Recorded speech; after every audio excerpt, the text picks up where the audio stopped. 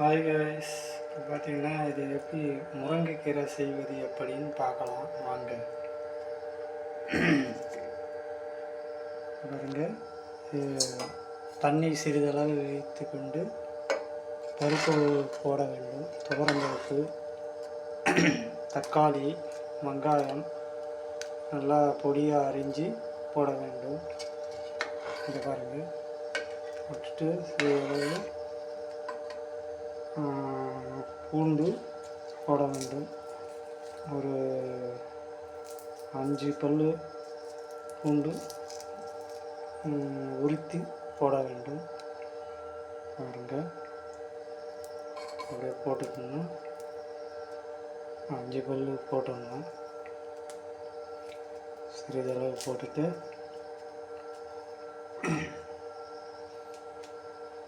அஞ்சு பல் பூண்டு போடணும். இதிலே போட்டுடணும். 5 பல் போட்டுட்டு சிறிதளவு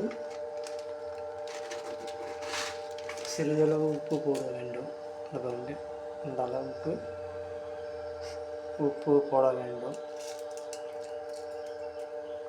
போட்டுவிட்டு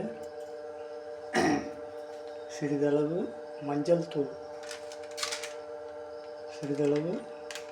தூள் கலக்க வேண்டும். பாருங்கள், சிறிதளவு லைட்டாக தான் பண்ணணும், ரொம்ப போடக்கூடாது, மஞ்சள் வாசம் வரும். அதனால் சிறிதளவு மஞ்சள் தூள் போட்டு வந்து ஃபுல்லாக வடித்து வைக்க வேண்டும்.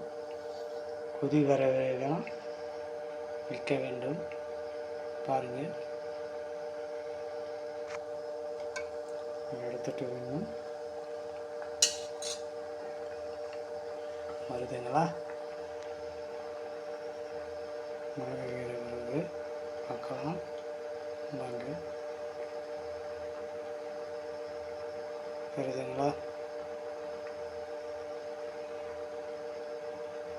இது வந்து ஒரு 10 நிமிஷம் கொதி வர வேண்டும். கொதி வந்தவுடனே தண்ணி இருத்துட்டு அந்த பருப்பு கடைஞ்சிட்டு தனியாக எடுத்து வைத்துட்டு தனியாக ஒரு பாத்திரத்தில் தண்ணி வைத்துட்டு இந்த பருப்பு கடைஞ்சது தனியாக போட்டுட்டு அப்புறம் வந்து முருங்கைக்கீரை பார்க்கலாம் இருங்க. முருங்கைக்கீரை வந்து லாஸ்ட்டாக போட்டு ஒரு 5 நிமிஷம் பொறுத்து கொதி வர வேண்டும். கொதி வந்தோடனே தயாராகிடும்.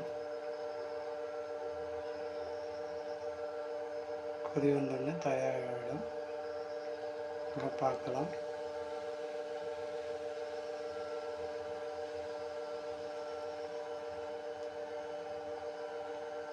இப்போ வந்து என்ன பண்ணோம்னா கொதி வரப்போகிறது.